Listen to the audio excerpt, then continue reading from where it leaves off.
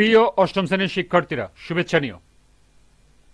আজকে আমি তোমাদের বিজ্ঞান বিষয়ের নতুন বই থেকে তৃতীয় অধ্যায় ব্যাপন, অভিস্রবণ ও প্রচ্ছেদন এই অধ্যায়ের অনুশীলনী থেকে সংক্ষিপ্ত উত্তর প্রশ্নের সমাধান করে দেব। প্রথমে তোমাদের বলবো, যারা আমার চ্যানেলটি সাবস্ক্রাইব করো না তারা আমার চ্যানেলটি সাবস্ক্রাইব করবে এবং আমার সাথে থাকবে। তাহলে চলো আমরা ক্লাস শুরু করি। তৃতীয় অধ্যায় অনুশীলনীর সংক্ষিপ্ত উত্তর প্রশ্ন। লক্ষ্য করো, এখানে 4টি প্রশ্ন দেওয়া আছে। প্রথম প্রশ্ন, শীতকালে গাছের পাতা ঝরে পড়ে কেন, ব্যাখ্যা করো। দ্বিতীয় প্রশ্ন, আমরা ফুলের সুবাস কিভাবে পাই, ব্যাখ্যা করো। তৃতীয় প্রশ্ন, প্রচ্ছদনকে ন্যাচারাল এভিল বলা হয় কেন, ব্যাখ্যা করো। এবং সর্বশেষ প্রশ্ন, লসিকা কিভাবে অক্সিজেন পরিবাহিত হয়, ব্যাখ্যা করো।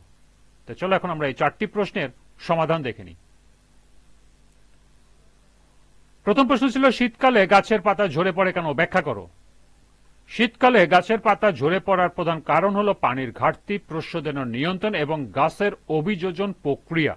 শীতকালে তাপমাত্রা কম থাকায় মাটি থেকে পানি শোষণের হার কমে যায়। অনেক সময় মাটির পানি জমে যায় বা শিকড় ঠিকমতো পানি তুলতে পারে না, কিন্তু পাতার মাধ্যমে কিছু পরিমাণ প্রচ্ছদন চলতেই থাকে, ফলে গাছের পানির ঘাটতি দেখা যায়। এই অবস্থায় গাছ নিজেকে রক্ষা করার জন্য পাতার বৃন্তে অ্যাবসেশন স্তর তৈরি হয়। এর ফলে পাতা ধীরে ধীরে কাণ্ড থেকে বিচ্ছিন্ন হয়ে পড়ে। পাতা ঝরিয়ে গাছ তার পানির ক্ষয় কমায় এবং শীতকালে প্রতিকূল পরিবেশে টিকে থাকে। দ্বিতীয় প্রশ্ন ছিল, আমরা ফুলের সুবাস পাই কিভাবে, ফুলের সুবাস পাই, ব্যাখ্যা করো। আমরা ফুলের সুবাস পাই মূলত ব্যাপন প্রক্রিয়ার মাধ্যমে। ফুল থেকে সুগন্ধি কণাগুলো অর্থাৎ ভাসমান উদ্বায়ী রাসায়নিক পদার্থগুলো ক্রমাগত চারপাশের বাতাসে ছড়িয়ে পড়ে।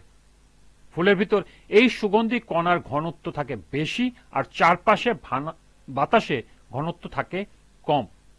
ফলে ঘনত্বের বেশি স্থান থেকে কম ঘনত্বের স্থানে কণাগুলো স্বতঃস্ফূর্তভাবে ছড়িয়ে পড়ে এবং এই প্রক্রিয়াকেই ব্যাপন বলে। এভাবে ফুলের সুবাস বাতাসের মাধ্যমে আমাদের নাক পর্যন্ত পৌঁছে যায়। নাকের ভেতরে থাকা ঘ্রাণগ্রাহী কোষগুলো এই সুগন্ধি কণাকে গ্রহণ করে এবং মস্তিষ্কে সংকেত পাঠায়। তখন আমরা ফুলের সুবাস অনুভব করি।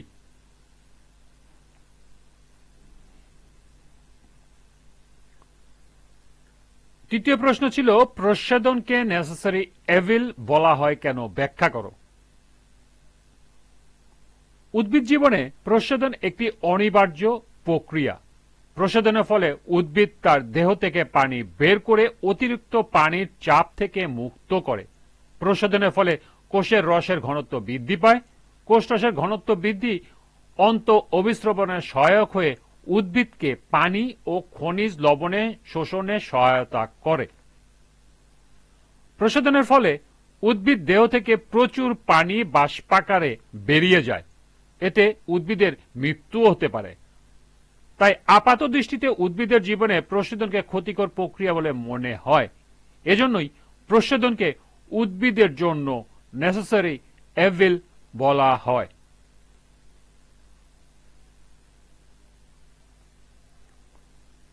সর্বশেষ প্রশ্ন ছিল, লসিকায় কিভাবে অক্সিজেন পরিবাহিত হয়, ব্যাখ্যা করো।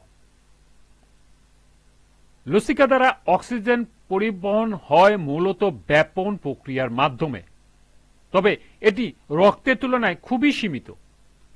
রক্তের কৌশিক নালীতে অক্সিজেনের ঘনত্ব বেশি থাকে। এই অক্সিজেন কৌশিক নালীর প্রাচীর ভেদ করে পার্শ্ববর্তী টিস্যু তরল ব্যাপনের মাধ্যমে বেরিয়ে আসে। টিস্যুর তরলের এক অংশ লসিকা নালীকে প্রবেশ করে লসিকা গঠন করে। ফলে লসিকায় অল্প পরিমাণ অক্সিজেন দ্রবীভূত অবস্থায় থাকে। লসিকায় লাল রক্ত কণিকা বা হিমোগ্লোবিন নেই, তাই রক্তের মতো বেশি অক্সিজেন পরিবহন বা বহন করতে পারে না।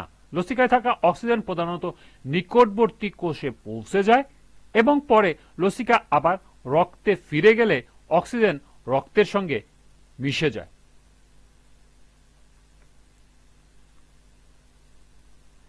এই ছিল এই সংক্ষিপ্ত উত্তর প্রশ্নের 4টি প্রশ্নের সমাধান। আজকের ক্লাসটি এ পর্যন্তই।